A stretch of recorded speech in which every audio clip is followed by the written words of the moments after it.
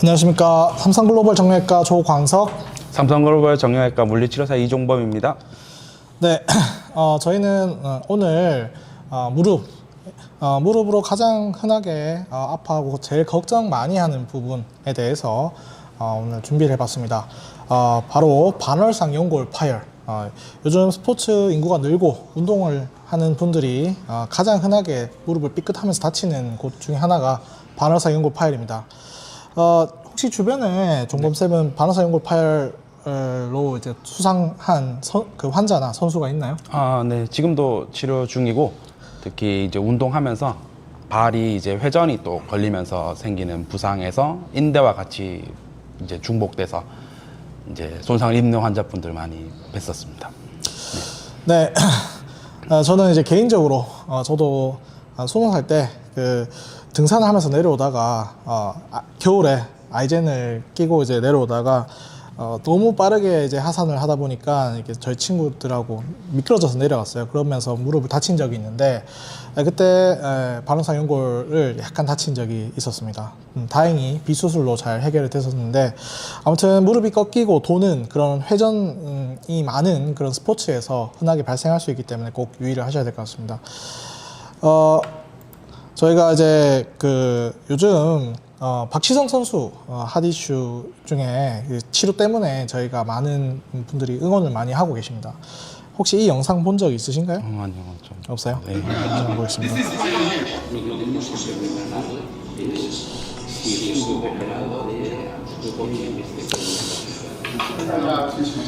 Surgery is good.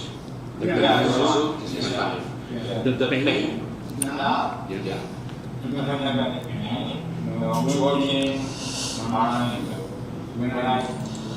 먼저 이 영상을 저희가 이제 설명을 간단하게 드리면요.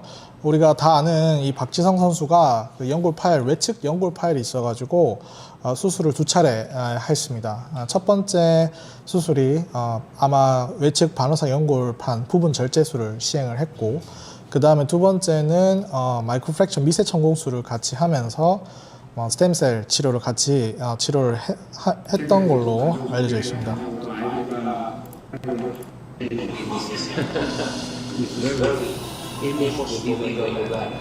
그래서 이제 이 프로그램에서 이게 무릎이 계속 아파서 무리한 운동을 계속 할 수가 없는, 유지할 수 없는 상태였습니다. 그래서 스페인의 병원에서 솔레르 박사님을 만나서 치료를 하는 영상 소개가 되어 있습니다.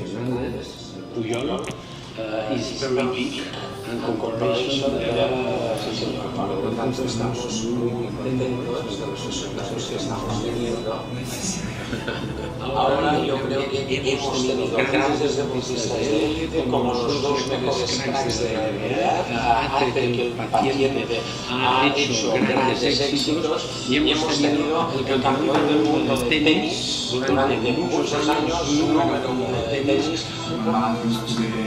케이스가 있고 그런 상황이 다 성공적으로 목표에 발전할 수 있는 거면 그 실력만 충분히 합니다. Many schools, this is possible regeneration? No, yes. In your case, en su caso, como tiene un menisco que sea muy pequeño, podremos. 네, 지금 이제 외부 반월판 연골이 재생이 가능하다 했을 때 가능하다.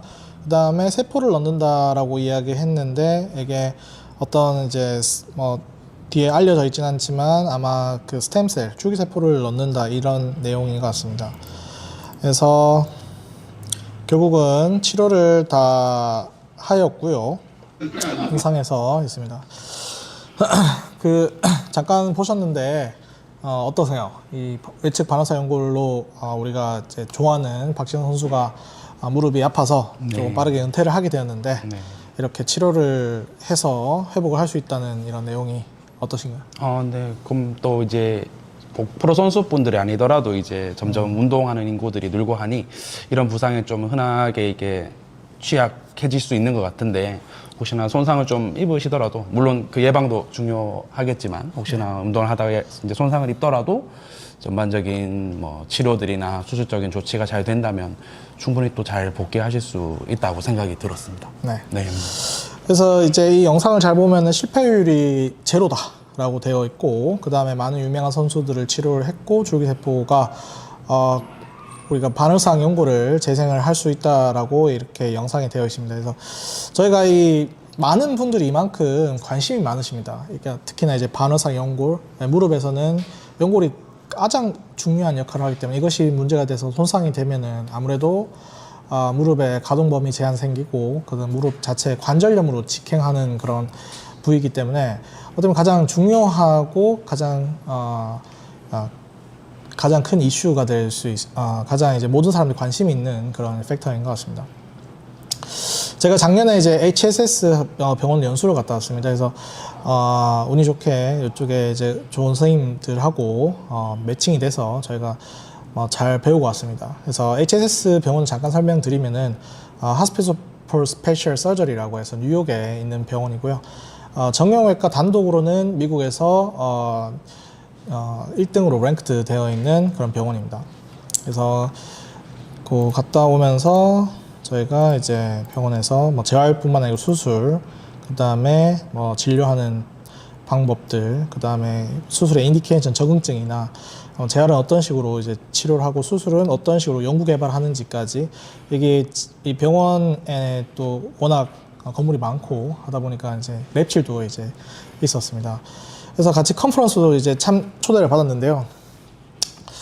감사하게 이제 로데오 스캇이라는 선생님 그 컨퍼런스를 같이 초대를 받았습니다. 그래서 컨퍼런스 이제 스케줄이었고, 마찬가지 이분은 이제 줄기세포의 전 세계적인 가장 권위자라고 알려져 있습니다.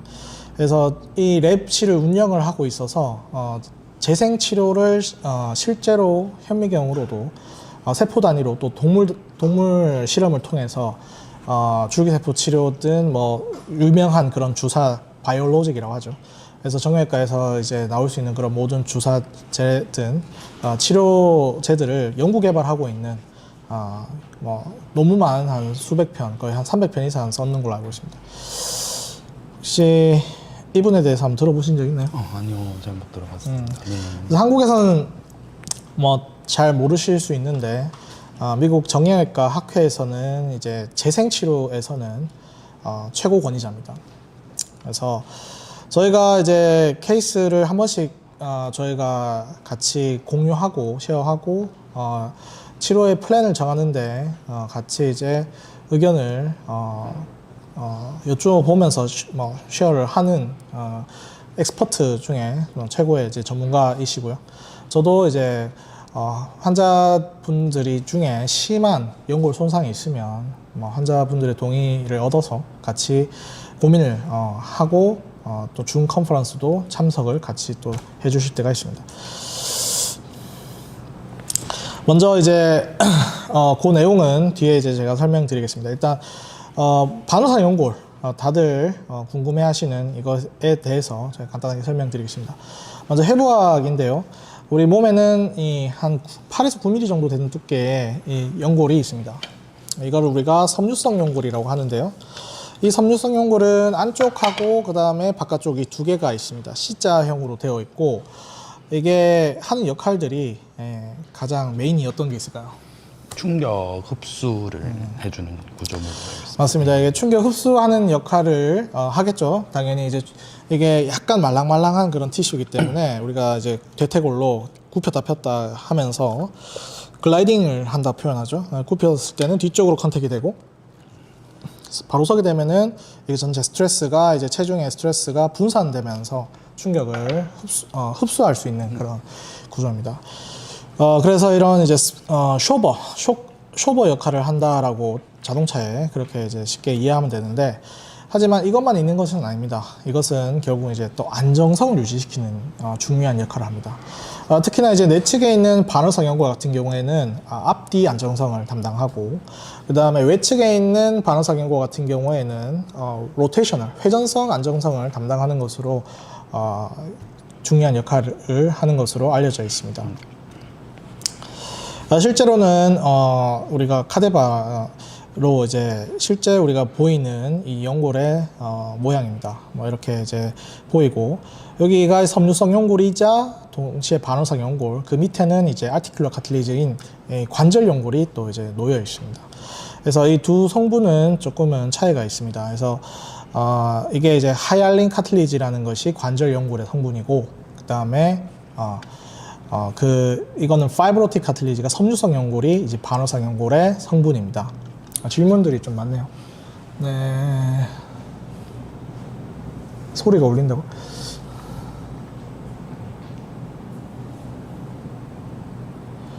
네, 질문이 많아가지고요. 제가 몇 개만 좀, 보겠습니다. 사무엘님께서 운동 안 하는 사람이 반원성 연골 파열 손상 걸리진 않죠? 전 운동 안 해서 괜찮나요? 운동을 안 하게 되면 근력이 빠지겠죠. 근력이 빠지고, 그 다음에 당연히 이제 그 부하 자체가 근육으로 또 같이 분산돼야 되는데, 그 관절 안으로도만 계속 이제 그 스트레스가 가해지면은 퇴행성 변화가 올 수 있습니다. 그렇기 때문에 운동은 계속 유지를 하면서 꾸준하게 해주는 것이 중요합니다. 왜 배만 나와 고도비만 환자입니다. 걸으면 무릎이 아픈데 관절염인지 무릎 연골 손상인지 혼자 알 수 있는 방법이 있을까요? 혼자 알 수 있는 방법은 일단은 관절염이 시작되면은 무릎이 붓습니다. 그 다음에 그걸로 인해서 압력 때문에 가동범위 제한이 생기고요. 실제로 소리가 나는지 락이 걸리는지 약간 이제 불안정해서 몸이 희끄덕희끄덕 휘청거리는 게 있는지, 처음에 이 모든 것들을 관절염이 있는지 진행했는지를 알 수 없기 때문에 본인 스스로 막 판단하려고 하지 마시고 병원에서 꼭 진단을 받는 게 좋을 것 같습니다. 네. 보면은 연골 수술이나 재생 치료를 받고 나면 예전처럼 축구나 등산, 배드민턴 같은 과격한 운동은 다시 할 수 있습니까? 우리가 스포츠 복귀라고 리턴 투 플레이라고 하는데, 축구 선수들도 당연히 수술 받고 나서는 그 복귀는 하시는데요. 복귀하는 확률은 85% 정도, 85%, 90%까지는 안 되는 걸로 되어 있습니다. 논문마다 다 다르기 때문에. 근데 과격한 운동 때문에 다쳤는데 또 과격한 운동을 하게 되면은 안 되겠죠. 그래서 그거는 좀 주의를 해야 될 것 같습니다. 그래서 계속 넘어가겠습니다. 이런 식으로 이제 이 섬유성 연골, 약간 질긴 고무 같은 이 조직이 충격에 의해서 찢어지는 것이 결국은 연골판 손상이라고 되어 있습니다. 그래서 이게 손상 기전은 이렇게 이제 크게 두 가지로 나뉘는데요. 손상은 혹시 지금 치료하고 있는 그 환자분은 나이가 어떻게 되시고 대략 어떻게 다시셨는지? 20대 젊은 남자분이시고요. 네네. 네, 풋살 하다가 네. 이제 방향 전환을 딱 돌 때 일단은 뚝 소리 나면서 그 자리에서 바로 주저앉았습니다. 그래서 네. 이제 병원에 와서 진단을 받으신 다음에 이제 인대 손상과 그리고 이제 연골 손상을 같이 진단을 받고, 네. 그리고 이제 그 봉합 수술을 진행하신 환자분이 또 네. 치료했던 기억이 있습니다. 네. 그래서 이제 이 젊은 사람들은 하이 트라우마, 과한 이제 회전이나 아니면 과한 이제 무게중심 이동으로 인해서 연골 파열 뿐만 아니라 인대 파열도 같이 동반되는 경우가 흔한 반면에, 나이가 들면서 이제 근력이 빠지고, 그 다음에 조직의 탄력이 빠지고, 그 다음에 조직에서 이제 우리가 혈액 순환도 당연히 제한이 되겠죠. 그러면 연골 자체가 바이어빌리티, 이게 스스로 능력이 다시 재생을 할 수 있는 확률도 떨어질 거고, 회복될 수 있는 그런 이제 회복력도 떨어지게 되기 때문에 나이가 드는 분들은 이런 퇴행성 변화가 올 수 있습니다. 예. 그래서 파열의 양상도 다르고 증상도 당연히 다르겠죠. 이렇게 이제 멘스커스 연골이 파열이 먼저 스포츠 선수들 위주로 저희가 한번 먼저 접근해서 설명드리겠습니다. 그래서 이렇게 순간적으로 회전이 걸리고 무릎이 꺾이고 불안정성이 생기면서 파열이 되는 경우가 이제 반원성 연골의 대표적인 기전인데, 먼저 농구 NBA에서 다치는 그 기전을 한번 소개를 해드리겠습니다. Get it back from a guard. What a block. Did he hurt his knee? landed awkwardly. Heisman will get up here. But gotta hold your breath. The Warriors have been so banged up. Tried to punch that one so hard. They cleared out that one side. Quick drag screen. 점프를 했다가 착지를 하는데 무릎이 발이 고정이 됐죠. 발이 고정이 되면서 이제 무릎은 꺾이고 이게 외반이 되면서 그 다음에 몸은 돌아간 상태. 몸이 로테이션 회전이 되고 발이 이제 고정이 된 상태니까 발이 회전이 돼도 그거를 대응을 하지 못하고 무릎은 외반 바깥으로 꺾이면서 손상이 되는 경우가 이런 식으로 외반되고 로테이션 되면서 이게 바깥에 있는 외측에 반어사 연골이 찢어지는 경우가 가장 스포츠에서 흔하게 발생할 수가 있습니다. 그래서 우리가 순간적인 착지나 그 다음에 순간적인 방향 전환이나 부상을 방지를 하기 위해서는 방향을 전환할 때 늘 힘을 좀 빼는 연습을 해야 될 것이고요. 그 다음에 너무 무리한 그런 동작들은 당연히 무릎은 좋진 않겠죠. 그래서 이렇게 이제 파열이 됐을 때는 초기 증상이 있습니다. 그 초기 증상은 당연히 처음엔 아프겠죠. 파열이 됐으니까. 그 다음에 붓고, 그 다음에 이게 시간이 지났을 때는 계속 무릎 체중이 이제 우리 들어가는데 연골이 못 버티다 보니까 딸깍거리는 느낌이 나고, 이게 불안정성을 마지막 결국 유발해서 불안정성까지 유발하게 되면 무릎이 빠지는 느낌이 날 수 있습니다. 그래서 이제 연골 파열의 종류는 이렇게 여러 가지가 있습니다. 먼저 incomplete tear, 이게 파열이 됐는데 조직 안에만 파열이 되어 있는 경우, 실제로 완전 바깥까지 포함이 파열이 넘어가지 인볼브 되지 않은 경우. 그 다음에 radial tear, 이런 식으로 파고들면서 찢어진 경우. 그 다음에 이거는 이제 종파열. 그 다음에 이 horizontal, 수평 파열. 이렇게 이제 층별로 파열이 된 경우는 수평 파열 같은 경우에는 퇴행성 변화에서 좀 자주 발견되고요. 그 다음에 버킷 핸드 테어는 이렇게 길게 파열이 된 경우, 이게 종파열이고 이게 방사형 파열. 이게 종파열 이렇게 이제 터지면은 이게 결국은 무릎 뼈가 들어갔다가 빠지면서 결국은 이제 연골이 계속 걸리적거리겠죠. 얘들아 락킹을 유발할 수 있습니다. 그래서 마찬가지로 이게 내비두면은 이게 시간이 지나서 파열이 계속 체중 부하가 가해지면서 파열이 더 깊어지겠죠. 깊어지면서 손상이 2차적으로 우리가 관절 연골까지 손상이 될 수 있습니다. 그러면서 이게 치료가 제대로 되지 않으면 아무래도 이제 관절염으로 진행할 수 있기 때문에 주의를 해야 됩니다. 이런 식으로 이제 파열의 양상을 이렇게 쉽게 이해를 할 수 있는데, 이 단계에 따라서 파열의 범위에 따라서 위치에 따라서 종류에 따라서 치료의 플랜이 다 조금씩 다릅니다. 수술 치료까지 가는 경우도 있지만 많은 경우에서는 비수술 치료로 우리가 접근을 먼저 해야 됩니다. 우리가 이제 그 바깥쪽에 있는 그 연골 바깥쪽에 혈관이 지나가기 때문에 이게 레드존, 그 다음에 안쪽에는 화이트존이라고 따로 명칭을 하고요. 바깥쪽에 변연부의 파열이면은 우리가 회복될 가능성이 좀 높은 반면에 내측에 안쪽에 파고들면서 화이트존의 파열인 경우에는 완전히 재생되는 경우는 리제너레이션 레이트는 떨어진다라고 되어 있습니다. 그래서 예전에는 이 바깥에 파열이 됐고 저희가 이제 젊은 환자들 같은 경우에는 봉합을 하고 파열된 기간도 짧은 경우에는 봉합을 하는 것으로 되어 있지만 이제는 의사들의 최근 연구에 따르면은 되도록이면 봉합을 해서 모든 연골을 살리는 것을 길게 봤을 때 관절염을 예방하는 측면에서는 장점이 있다고 되어 있어서 지금 현재는 의사들은 관절을 최대한 봉합을 하는 것으로 되어 있습니다. 탁구의 왕자님 질문이 있으시다고요? 이쪽에 있습니다.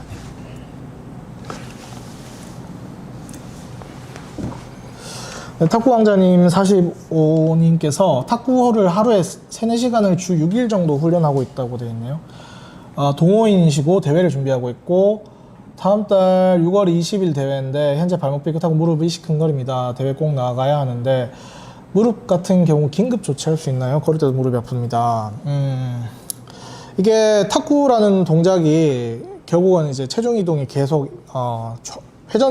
회전이 되면서 운동하는 대표적인 오블리크 체인을 이용하는, 우리가 몸에 근육이 이제 붙어 있는 그 방향을 따라서 대각선 체인을 이용해서 계속 회전성 운동이 있기 때문에 특히나 무릎을 굽히고 이렇게 계속 회전을 했을 경우에는 계속 자극이 되고 안에 그 정상 조직들 자체가 특히나 이제 활액막염도 생길 수 있고요.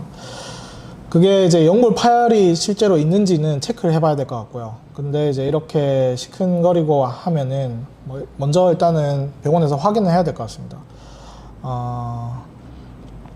첫 번째 이제 불안정성이 있느냐, 그 다음에 정렬의 문제이냐, 아니면 원래부터 퇴행성 변화가 있었는지 이런 것들을, 아니면 외상을 가지고 있는지 이런 부분들을 세밀하게 다 체크를 해서 지금 파열이 더 진행할 것 같으면 그 다음에 조직이 처음에 관절에 이제 손상을 받으면은 일단 스웰링, 염증부터 이제 생기기 때문에 붓기가 있으면은 그때는 붓는 거를 깔아앉히는 소염제도 당연히 약도 쓸 수가 있고 주사도 도움이 될 수 있습니다.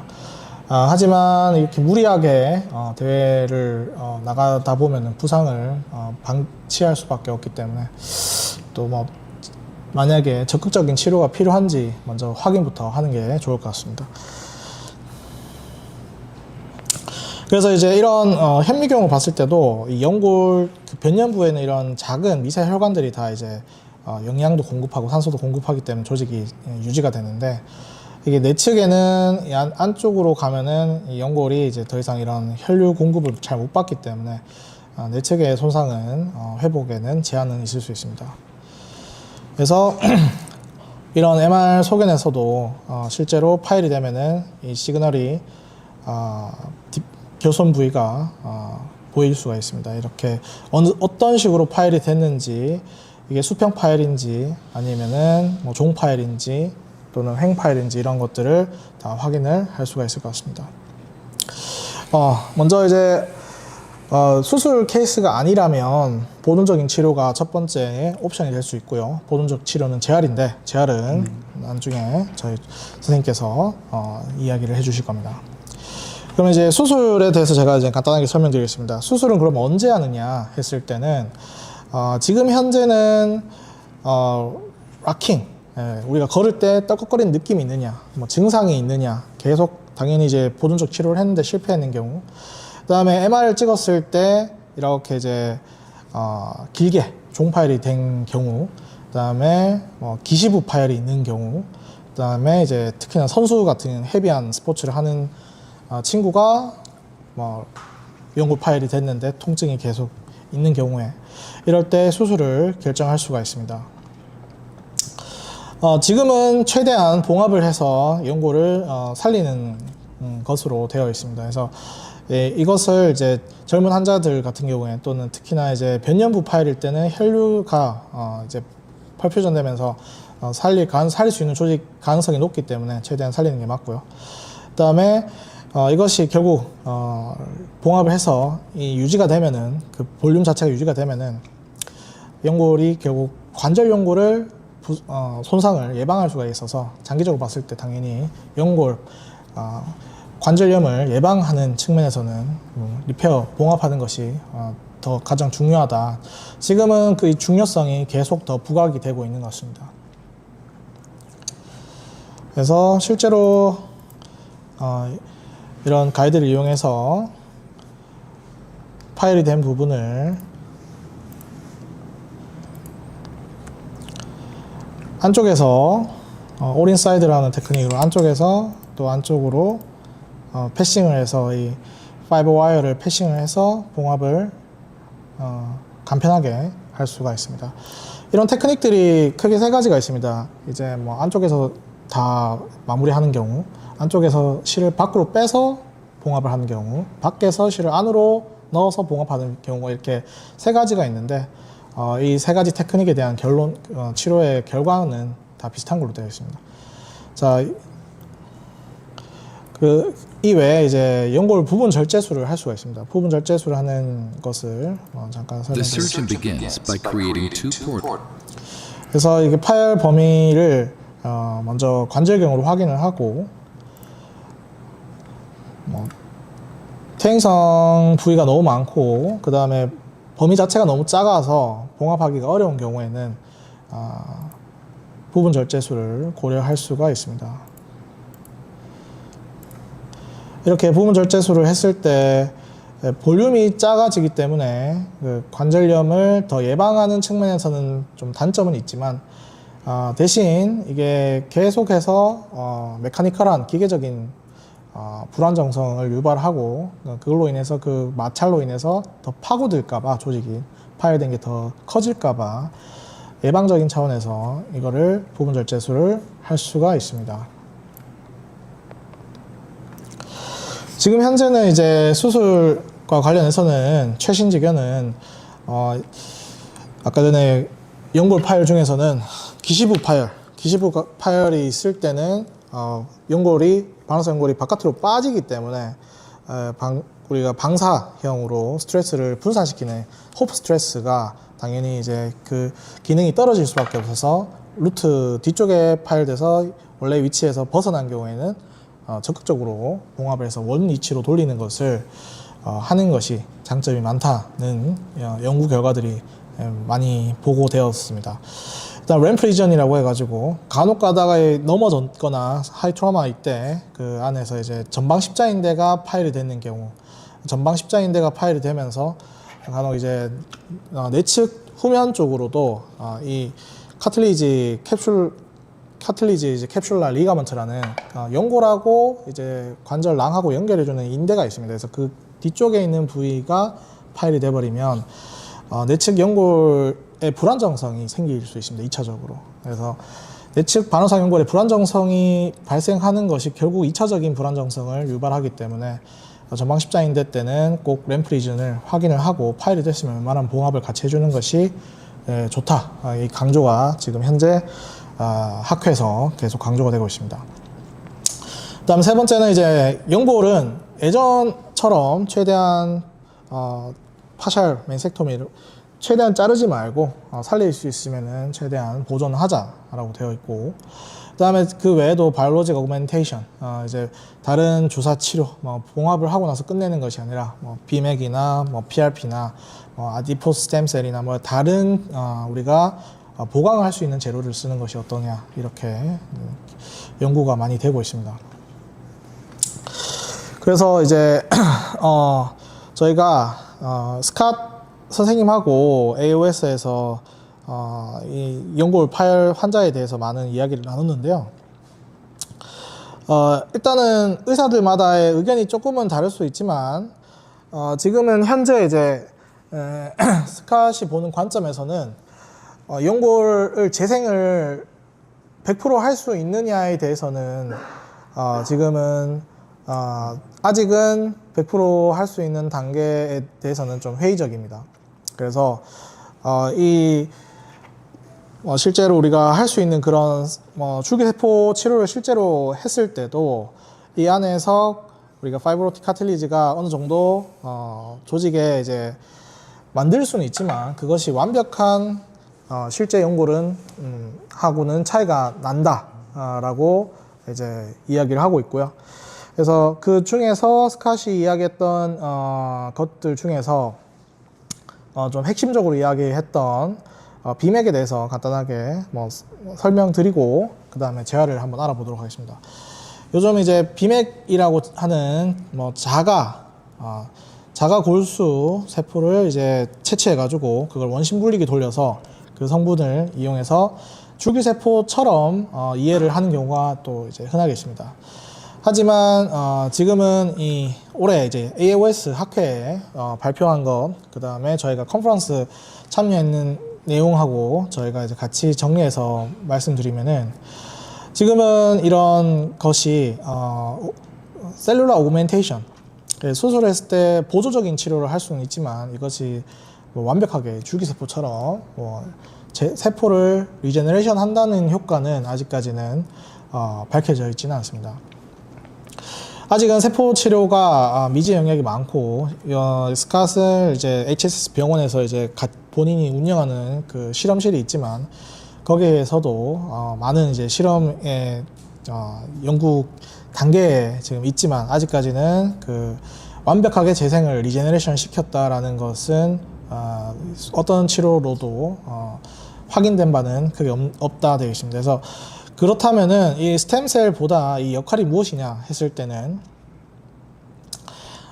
커넥티브 티슈를 프로제니터, 그러니까 이제 증식을 시키는 거를 조직이 이제 연결되어 있는 연결 접합부 조직들을 증식을 시키는 걸로 도와준다, 이렇게 이해를 하는 것이 맞는 것 같습니다. 그래서 이 자체 주사가 순수 줄기세포가 아니고 다양한 조직 유래세포들의 혼합체이기 때문에 조직을 재생을 돕는 역할을 하지 실제로 이거 자체가 정확하게 조직 재생을 시키는, 유발을 시키는 것은 아니다 라고 발표하였습니다. 그래서 이런 것이 비맥이 결국은 지금 현재 논문들 연구들에 따르면은 structure modifying을 시킨다. 그러니까 구조를 실제로 없는 거를 만들어내는 것이 아니라 증상들을 symptom을 이제 modifying을 시키는 것으로는 증명이 되어 있기 때문에 뭐 염증도 항염증 효과가 있고, 그 다음에 이것이 이제 관절염이 있는 그런 무릎에도 연골을 보호하는 효과가 있고, 그 다음에 다른 이제 그 세포 증식을 도와주는 효과 정도로 이해를 하면 될 것 같습니다. 그래서 이제 이런 비맥과 뭐 PRP와 비교한 논문들이 있는데 어떤 논문들에서는 비맥과 큰 차이가 없다. 어떤 논문들은 이제 비맥이 뭐 PRP보다는 어떤 면에서는 더 우수성이 있다. 임상적으로 이렇게 많은 논문들이 지금 연구가 한창인 것 같습니다. 그래서 이쪽과 이쪽에 계속해서 무게중심이 계속 이동을 하는 것 같습니다. 그래서 정리를 하면은 이제 염증을 세포 치료는 염증 반응을 줄이는 역할은 하고요. 또 특히나 이제 뭐 메센키말 스트로말 셀 이런 줄기세포로 알려져 있는 이런 치료가 항염증과 면역 조절 인자를 분비를 해서 반월상 연골이 있으면 환경 자체가 좋지는 않겠죠. 염증성 환경이 계속 유지가 될 텐데 그 환경을 다시 재생할 수 있는 환경으로 만들어준다, 이렇게 이해하면 될 것 같습니다. 그래서 손상된 이 반월상 연골 주변의 환경 자체를 바꾸고 염증성 사이토카인을 감소시키고, 그 다음에 뭐 조직 파괴를 억제를 시키고 치유 환경을 조성하는 효과가 있다로 이해를 하시면 될 것 같고요. 그 다음에 이게 세 번째가 이제 지금 현재 미국에서는 그 뭐 여기 스캇 로데오가 모듈레이터예요. HSS에서도 디렉터, 연구개발 디렉터고, 그 다음에 AOS 전체에서도 바이올로직 그 세션에서는 모듈레이터로 이제 가장 인정받고 이 분야에서는 가장 인정받고 있는 분인데, 여기서 하는 이야기는 수술하는 이제 프로시저는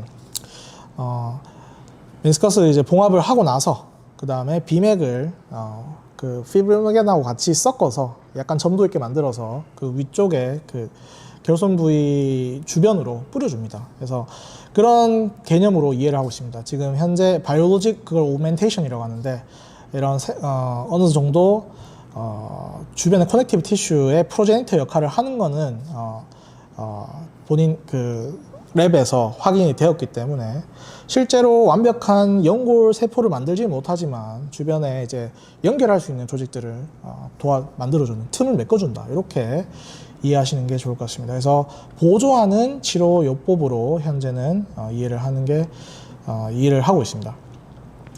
이런 식으로 루트 리페어, 연골 파열이 돼서 이제 기시부 파열을 다시 봉합을 하고 나서 그 부위에도 이 비맥하고 같이 이제 필브로네하고 같이 섞어가지고 이쪽에 도포를 하고 있습니다. 미국에서는.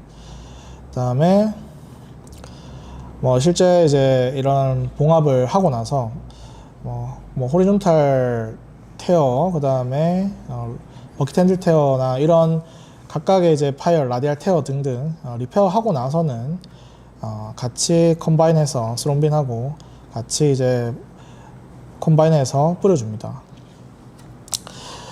그래서 이런 치료에 대해서는 지금 수많은 또 논문들이 이제 발표가 되고 있는데 아직까지는 효과가 없다라고도 되어 있지만 이렇게 썼을 때 같이 이제 봉합할 때 바이오로직 오그멘테이션을 썼을 때는 이것이 이제 뭐 특이한 것은 이제 전방 십자인대 제거는 하는 군에서는 이것이 효과가 재수술률 감소에 효과가 있다라고 2023년 연구에서 발표되었습니다. 그래서 실제로 지금은 조금 더 이제 이런 치료 방법들이 확장이 되어 가고 있는 것 같습니다. 그래서 이 비맥에 대해서는 세포 구성에 대해서 지금 이 로데오 선생님이 운영하는 랩에서 분석을 하고 있고요. 그래서 세포 구성을 분석을 하고 있고, 그 안에 골수 흡입물, 그 다음에 농축하고 나서 농축 후 골수 세포 이런 것들을 뭐 싱글셀 RNA 시퀀싱, 그 다음에 플로우 사이토메트리라는 기술을 통해서 세포 종류를 기능을 각각을 분석하고 있는 것 같습니다. 그 다음에 어떤 세포가 치료 효과를 만드는지 각각의 세포 단위로 이제 나누어 가지고 이거는 어떤 세포는 어떤 펑션하고 어떤 세포는 어떤 펑션 하는지를 지금 연구를 하고 있습니다. 그래서 젊은 골수, 고령 골수 각각의 차이를 이렇게 이제 나눠서 분석을 하고 있습니다.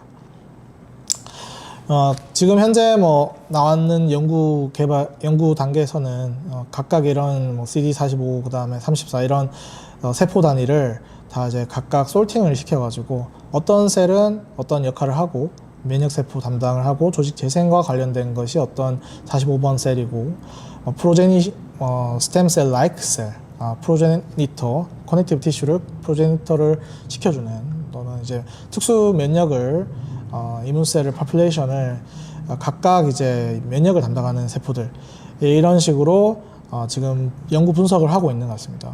그래서 그것이 이제 또 나이에 따라서도 그 다음에 그 농축된 정도에 따라서도 그것을 지금 효과를 같이 이제 비교 분석하고 있는 것 같습니다. 네, 지금 이제 제가 말씀드리고 싶은 거는 중화요리 전문가. 중화요리 전문가? 네. 어디 있죠? 마라톤이 무릎 연골에 안 좋을까요? 그냥 가볍게 즐기는 정도입니다. 한 달에 마일리지 100이고요. 나이는 39이고요. 네. 네.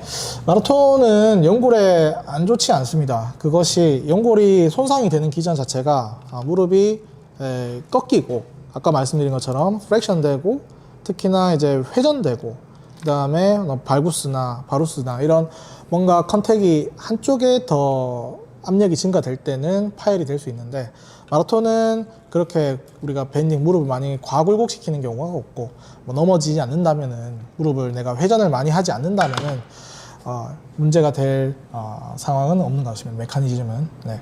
또 다른 거는 네.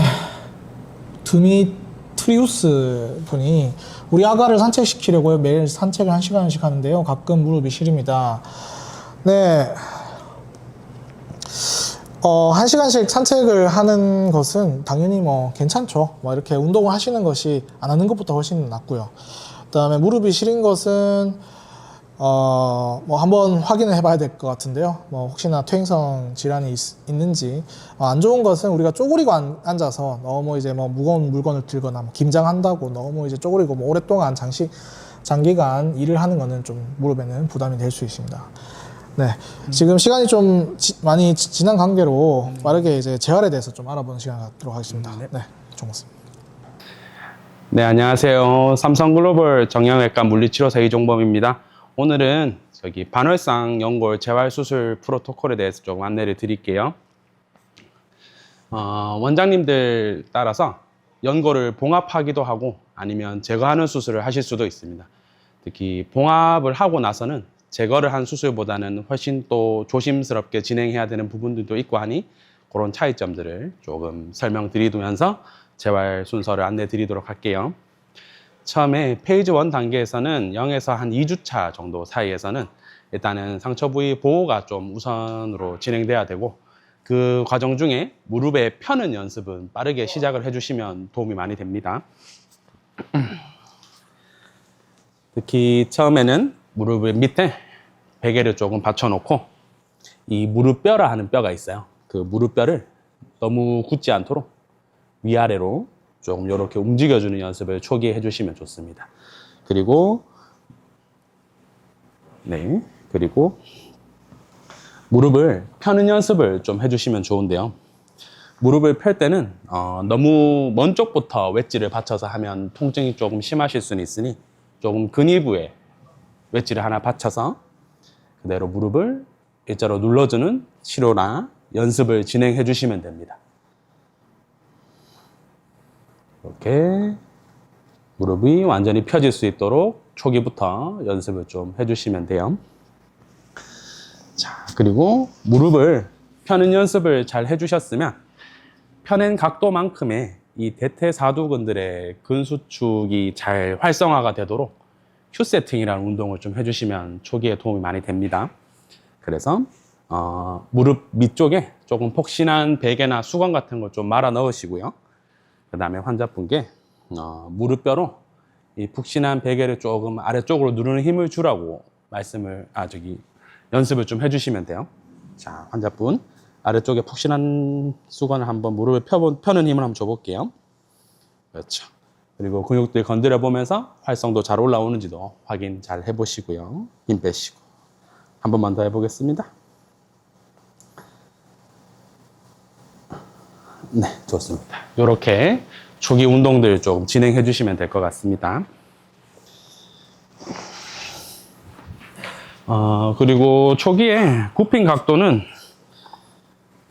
너무 과하게 해주실 필요는 없습니다. 물론 기계 치료로 도움도 많이 받으실 건데 초기에는 한 90도 정도까지만 확보를 잘 해주셔도 괜찮으니 이런 추후에 굽힘 연습은 주차에 맞는 각도대로 진행해 보시면 될 것 같습니다. 네, 이제 한 2주부터 6주차 사이에 재활 과정인데요. 아직까지도 연골을 봉합했는 수술을 하셨으면 체중을 너무 이제 적극적으로 실을 수는 없는 시기이긴 합니다. 그래서 원장님들 판단하에 보조기 착용하에 부분적인 체중 지지는 조금 가능은 하다고 하니 이거는 담당 의사 선생님하고 계속 상의를 나눠보시면 될 것 같고요. 자, 이제 지금 단계에서는 여러 인접 관절들에 대한 훈련을 잘 해주시면 돼요. 특히 이제 추후에 체중도 잘 디뎌야 되고 보행 과정도 잘 거쳐 가셔야 되니 그 둔근들 훈련을 좀 하나 일반적으로 할 수 있는 걸 하나 알려드리겠습니다. 옆으로 한번 누워 보시죠.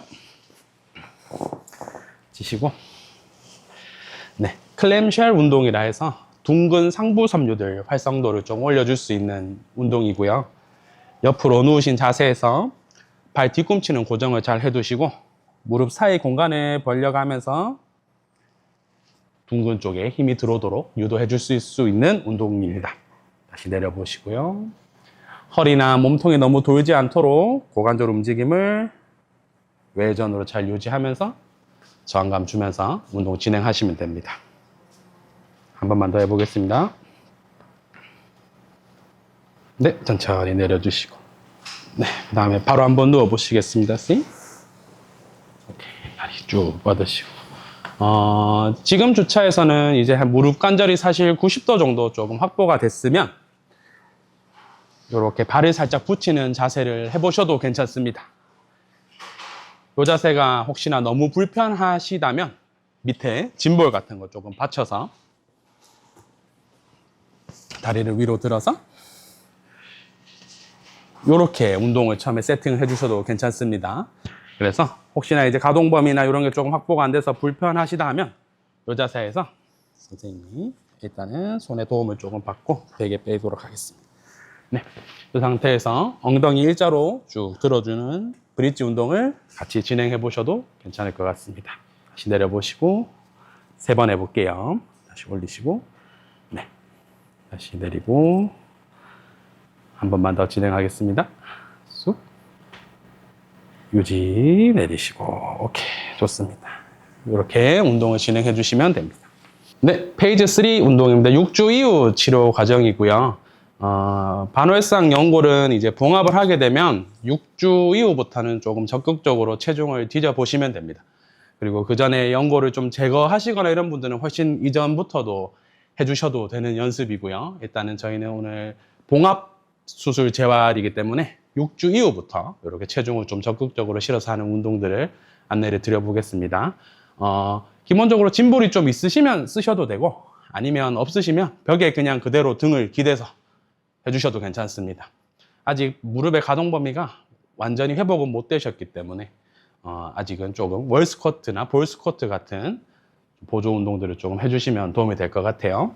그래서 이 상태에서 조금 기대 서신 상태에서 스쿼트 한번 내려가 보겠습니다. 아래쪽으로. 네, 충분히. 네, 한 90도 정도까지만 잘 내려와 주셨다가 다시 밀고 일어나 볼게요. 좋습니다. 둘, 다시 내려오시고 올라가도록 하겠습니다. 그래서 많은 무릎 가동 범위나 또 발목도 좀 불편하실 수 있는데 그런 너무 많은 가동 범위를 요하지 않는 상태에서 할 수 있는 좋은 운동이니 이런 볼 스쿼트로도 운동을 좀 해주시면 좋을 것 같고 그리고 이때부터는 이제 체중을 한 다리로 조금 이렇게 디뎌보는 방법들도 좋은 운동을 할 수 있는 단계들이니까 짐볼을 이용해서 한번 진행해 보도록 하겠습니다.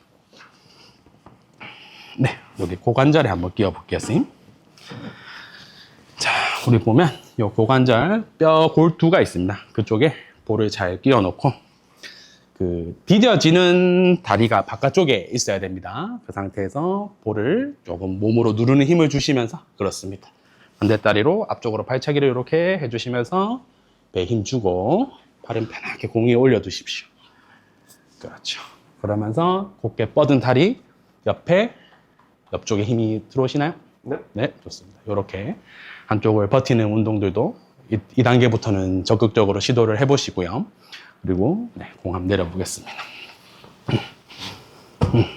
그리고 추후에는 자, 손 앞에 공 올려놓고 네, 볼에 도움이 없이 한 다리 원레그 스탠딩 한번 해보겠습니다.